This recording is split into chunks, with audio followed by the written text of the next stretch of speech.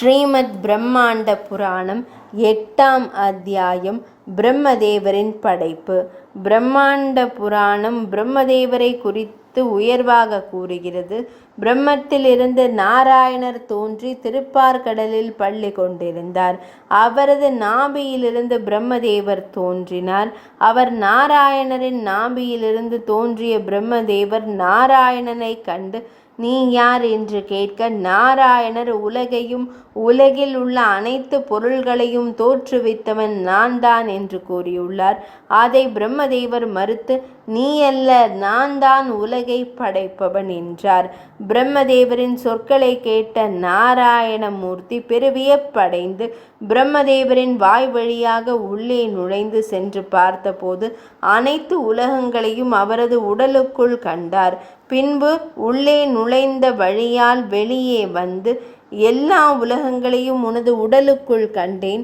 ஆனால் ஆதியையும் அந்தத்தையும் எங்கு தேடியும் நான் காணவில்லை.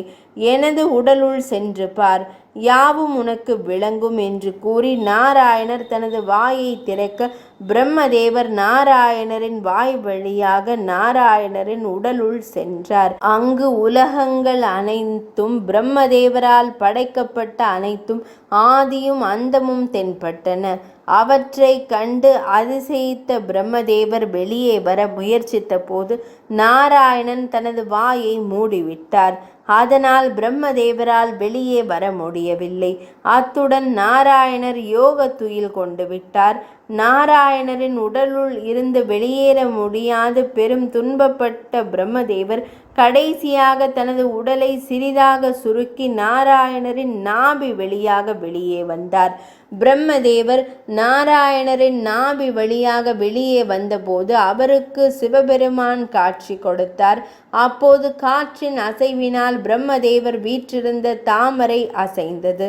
அதை கண்ட நாராயணர், பிரம்மதேவரே, நீர் பூசிக்கத்தக்கவர், அதனால் தாமரையிலிருந்து இறங்கும் என்றார். பிரம்மதேவர் நாராயணரை வணங்கினார்.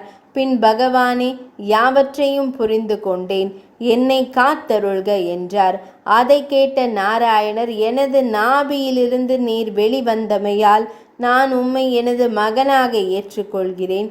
தாம் தாமரையிலிருந்து தோன்றியதால் இன்று முதல் பத்ம யோகி என்று அழைக்கப்படுவீர். அதன் பின் பிரம்மதேவருக்கு உண்மை புரிந்தமையால் அவர் அமைதி அடைந்தார்.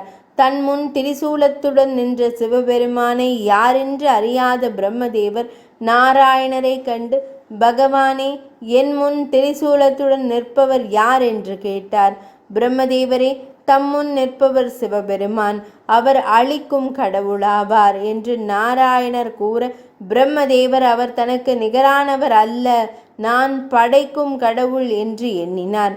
அதை உணர்ந்த நாராயணர் கூறினார், பிரம்மதேவரே, சிவபெருமான் அளிக்கும் கடவுள், மிக்க பலம் கொண்டவர், அத்துடன் எம் இருவரையும் விட பலங்கொண்டவர், அத்துடன் இருவரையும் வெல்லக்கூடியவர்.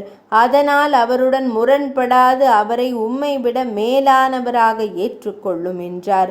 அதை கேட்ட பிரம்மதேவர் தனது கோபத்தை அடக்கி சாந்தி அடைந்தார். 8ஆம் அத்தியாயம் இனிதே நிறைவடைந்தது.